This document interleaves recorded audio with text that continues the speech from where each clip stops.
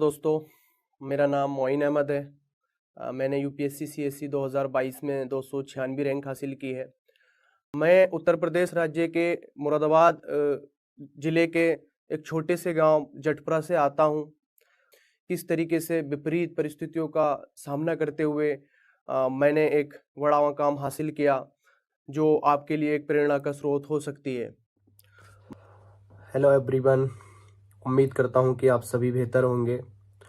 आज हम डिस्कस करेंगे कि जो लोग 2024 में अपेयर होना चाहते हैं तो वो लोग किस तरीके से आगामी तैयारी करें या किन चीज़ों का ध्यान रखें जिससे कि 2024 में होने वाले एग्ज़ाम में उनको निश्चित रूप से सफलता मिले।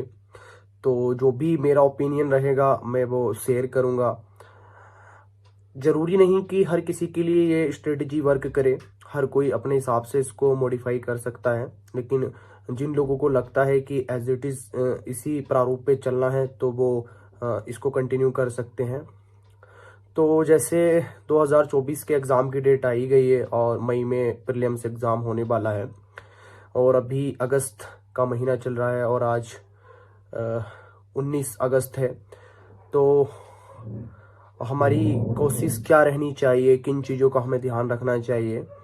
तो मेरा मानना ये है कि अगर आप एग्ज़ाम देने के लिए जा रहे हैं और प्रीलिम्स एग्ज़ाम जो कि मई में होने वाला है और उसमें आप सफलता प्राप्त करना चाहते हैं, तो सबसे ज़्यादा ज़रूरी है कि आप पहले मेंस के सिलेबस को एक बार कंप्लीट कर लीजिएगा। मेंस का सिलेबस एनी हाउ कैसे भी करके दिसंबर एंड या ज़्यादा से ज़्यादा मिड जनवरी तक आप ख़त्म कीजिएगा, क्योंकि जिस तरीके से प्रीलिम्स का पेपर आ रहा है, जितना डायनेमिक होता जा रहा है, तो मुझे ऐसा लगता है कि उसके लिए अब वक्त है कि समय ज़्यादा दिया जाए। बहुत सारे लोग होंगे आपके आसपास जो बोलते होंगे कि 3 महीने बहुत हैं, 3.5 महीने बहुत होते हैं। तो मेरा मानना यह है कि हर किसी के सोचने का तरीका अलग होता है और कुछ ऐसे लोग होते हैं जो कंटिन्यू प्रीलिम्स में अच्छा करते हैं, तो उनके लिए हो सकता है कि वो 2 महीने भी पढ़ें तो प्रीलिम्स निकाल लें, 2.5 महीने भी पढ़ें तो प्रीलिम्स निकाल लें। लेकिन अगर आपको प्रीलिम्स निकालने में दिक्कत हो रही है और आप कंटिन्यू 1 से 2 बार फेल हो चुके हैं या आप पहली बार देने के लिए जा रहे हैं, तो बेहतर होगा कि चीज़ों को ज़्यादा से ज़्यादा रिवाइज करके जाएं, हम बेहतर तरीके से पढ़कर जाएं ताकि एग्ज़ाम में याद रहे। तो मेरा सजेशन रहेगा कि कैसे भी करके 15 जनवरी तक आप चीज़ें ख़त्म कर लें। उसके ज़्यादा अगर आप करेंगे तो प्रीलिम्स के लिए कम वक्त बचेगा। और आजकल देखा जा रहा है कि बहुत सारे ऐसे लोग भी प्रीलिम्स फेल कर रहे हैं जो लोग पहले से भी क्वालिफाइड कर चुके हैं 2 से 3 बार, लेकिन वो भी नहीं निकाल पा रहे हैं, क्योंकि सीसेट भी एक बड़ा इशू है। तो अगर आपके पास वक्त रहेगा, अराउंड आपके पास 4-4.5 महीने रहेंगे, तो उसमें आप सीसेट को भी बेहतर तरीके से कर सकते हैं। बाकी जो आपके नोट्स हैं उसको भी आप बेहतर तरीके से रिवाइज कर सकते हैं। क्या क्या नोट्स रहेंगे, किस किस तरीके से पढ़ना चाहिए, इसके लिए मैं एक वीडियो अलग से बना दूंगा। अभी हम मंथ वाइज स्ट्रेटजी पे बात करेंगे कि क्या हमारी स्ट्रेटजी होनी चाहिए। तो क्योंकि सीसेट पे आपको वक्त देना ही चाहिए, अब मुझे ऐसा लगता है, क्योंकि जिस तरीके से पेपर टफ होता जा रहा है और हम अगर जीएस में अच्छा कर भी लेते हैं, लेकिन अगर हम सीसेट में अच्छा नहीं कर पा रहे हैं तो उसका कोई मतलब रह नहीं जाता। तो मैं जो बताऊंगा, अब अगस्त खत्म होने को आया है, तो हमारे पास सितंबर, अक्टूबर, नवंबर, दिसंबर और 15 दिन जनवरी के अराउंड 4.5 महीने हमारे पास हैं। तो मैं यही कहना चाहूँगा कि कोशिश कीजिएगा जितना हो सकता है आप मेंस के सिलेबस को कंप्लीट कर लें, और हो सके तो पूरा ही कंप्लीट कर लें, तो वो तो सबसे ज़्यादा बेहतर है।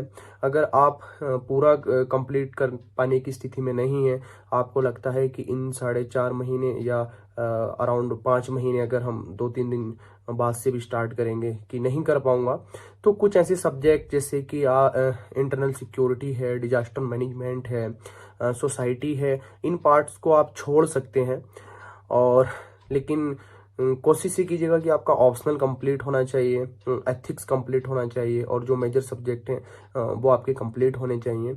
और उससे भी बेहतर ये रहेगा कि आप जो भी ये सब्जेक्ट मैंने बोले हैं, ये जो भी मेंस का सिलेबस है, अगर वो आपका अक्टूबर एंडिंग तक खत्म हो जा रहा है या मिड नवंबर तक खत्म हो जा रहा है, तो काफ़ी अच्छी बात है।